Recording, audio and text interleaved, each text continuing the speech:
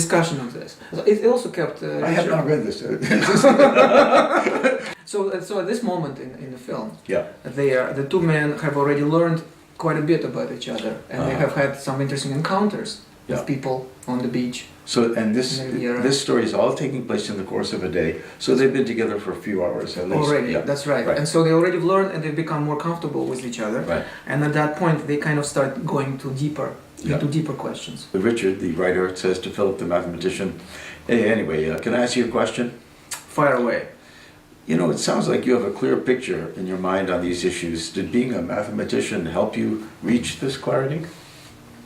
Well, if you're a mathematician or a scientist in general, you're trained to analyze reality and look for underlying principles. Then you derive conclusions from these principles. Mathematics teaches you to apply a disciplined approach to reality, to be uncompromising, rigorous. Study the facts and follow them wherever they take you. My man, George Cantor, creator of the theory of infinity, said the essence of mathematics is freedom. What he means by that is that you are free of dogmas and prejudices and approach everything with an open mind. Wow. To hear you tell it, mathematicians know some kind of secret. In a way, yes. We possess the knowledge and methods which are very powerful, but this is all theory. My ex-girlfriend, a psychologist, used to call it theoretical bullshit. The big question is whether we can apply these tools in practice to relationships, for example. That's much harder. It's only in math that the two-body problem has a simple solution. Funny. The two-body problem? Yes, describing the motion of two objects which interact only with each other, like a planet orbiting a star, or two stars obeying forces of mutual attraction. It has a general mathematical solution. Unlike human interactions. For sure. But I'm trying, Richard. Trying to learn from my experience, make changes when they are needed. And I think by and large, I've been able to do it. In this sense, you might say that mathematics has saved me. So it's like a religion for you, just as I thought. You're born again. Yeah. Well done. So, but in this scene, Philip, the mathematician, and Natalia, his Russian girlfriend, are on vacation in Venice. It's a flashback.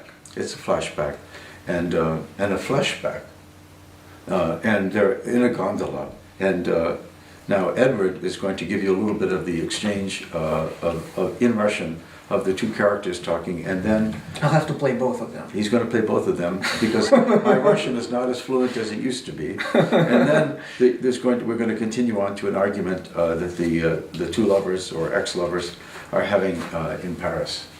Right? Fire away, Edward. So they are on a gondola in Venice, kissing under the Bridge of Sighs. It's near sunset and the colors are beautiful. There are other gondolas around. In the distance we hear Italian music being played on one of them. A very romantic atmosphere. They speak Russian to each other. Наталья. Это удивительно, как в том фильме, который мы вместе смотрели.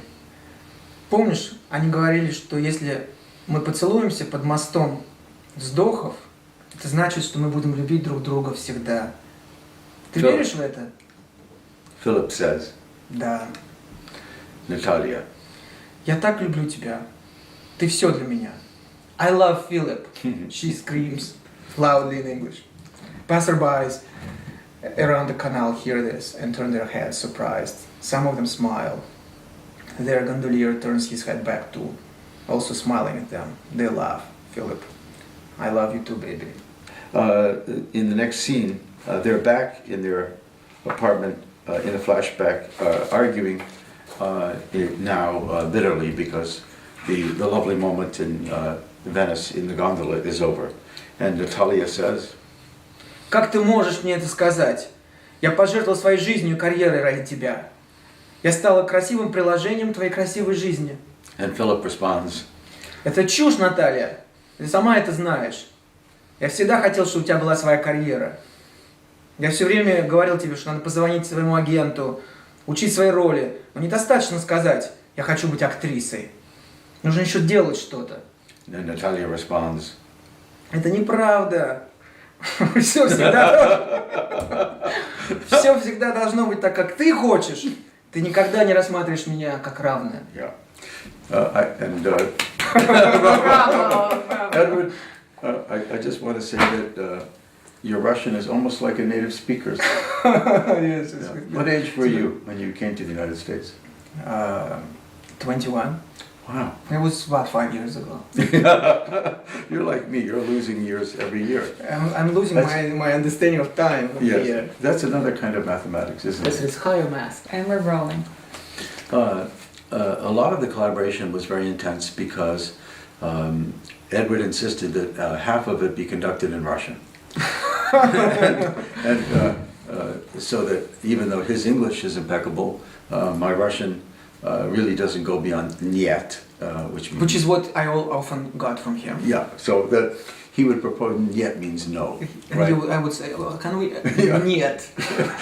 Yeah. One of the things I wanted to say about why cinema, because we talk about this, that we've written this script, this marvelous script, really, and which I hope that people will appreciate as much as we do. Yeah, we are writing our own reviews That's right, of the that's script and of the film. Yeah. Yeah, we're like Walt Whitman, who wrote his own reviews of He did? of Leaves of Grass. Yeah, Yes. Yeah. makes sense. You know, Lenin used to say that of all the arts, cinema is the most important one. Lenin? Lenin. We're quoting Lenin. Vladimir Ilyich Lenin. That's Oh, right. Jeez. So, you know, and he said that in the early 20s, so it's Wow. what foresight.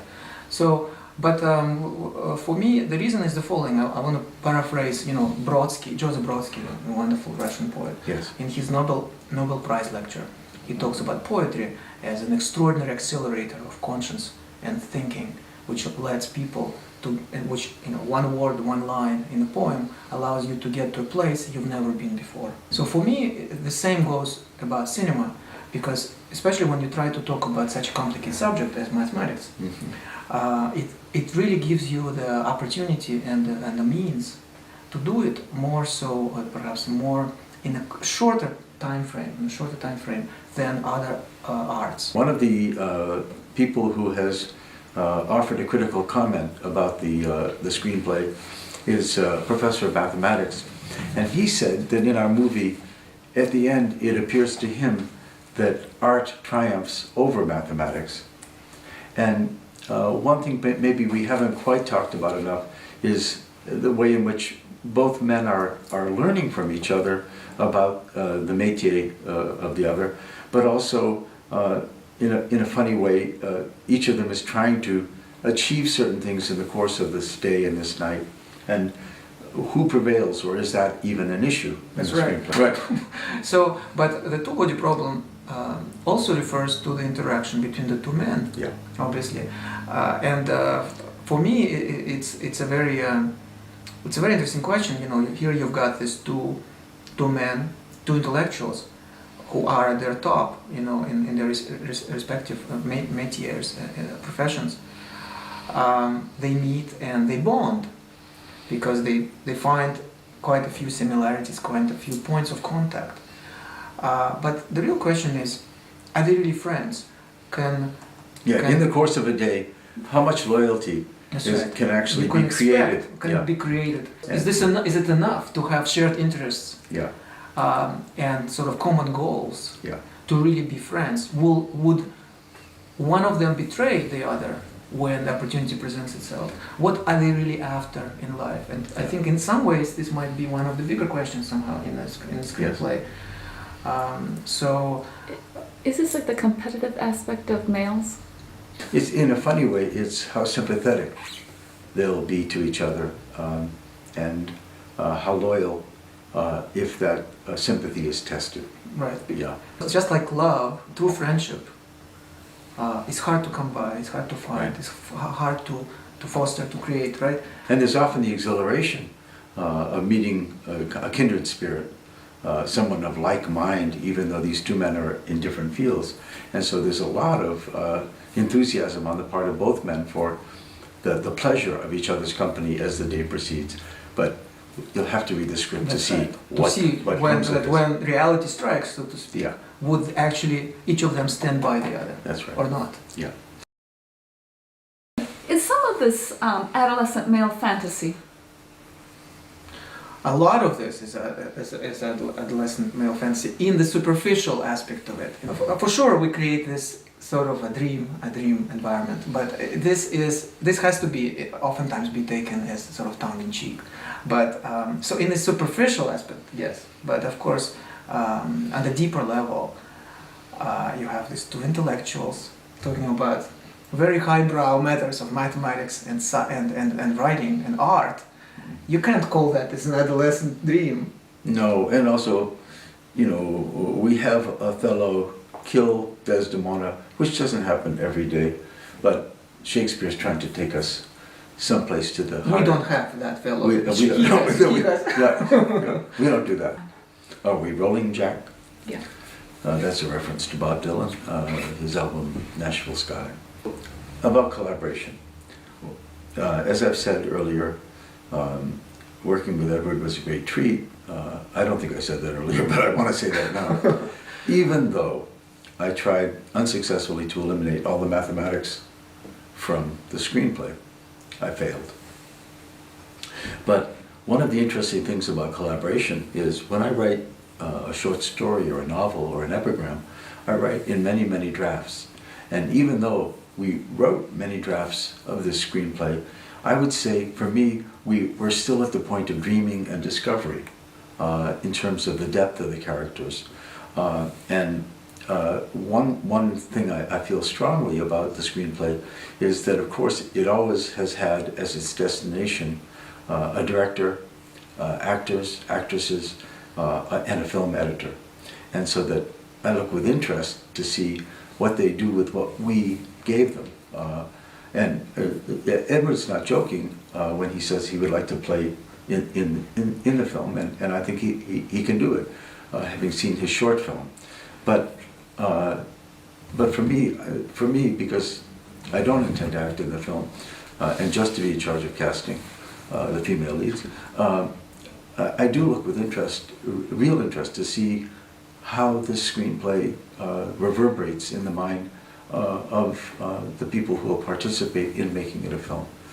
And I look forward to see the kind of dreaming that they do and what they bring to it. Our goal here is to make, as I guess you said it earlier, that is to sort of give enough meat to people to get interested in this, to believe, Right. to believe in it, and to get on board.